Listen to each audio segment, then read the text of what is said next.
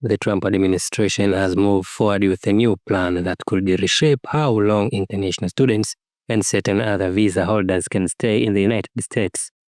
On Wednesday, officials announced a proposed rule that would limit the stay of foreign students to a maximum of 4 years, with the proposal expected to be officially published on Thursday.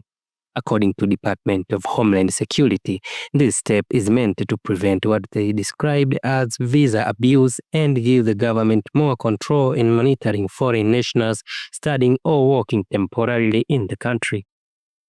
DHS argued that for decades the US has allowed some people to exploit the system by staying enrolled in colleges for extended periods just to keep their student visa status active.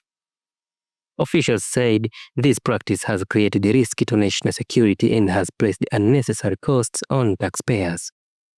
DHS spokesperson said, and I quote, "For far too long, previous administrations have looked the other way as foreign students remained here indefinitely.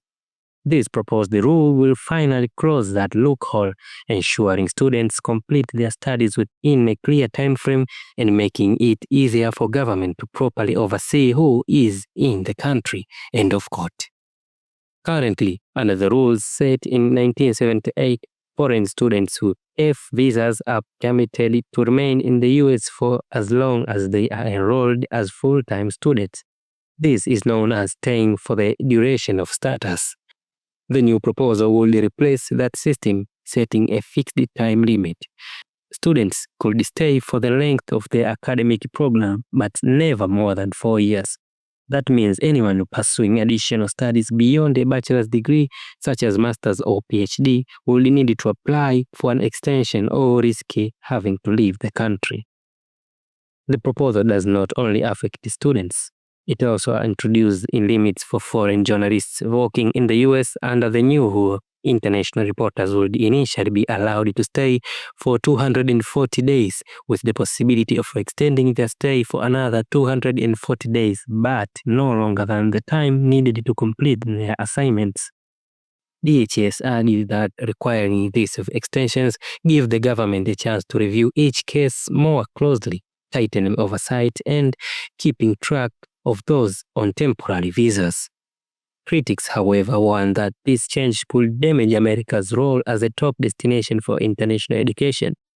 United States universities have long benefited from the high tuition fee paid by foreign students who usually receive fewer scholarships than their American counterparts.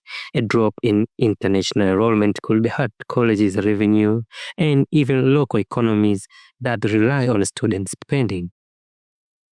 Fanta AW Executive Director said, and I quote, "It's clear this proposal will discourage students from choosing the US for their studies." End of quote. If finalized, this rule will mark one of the biggest shifts in student visa policy in more than 4 decades, signaling the Trump administration's tougher stance on immigration and temporary stays in the country.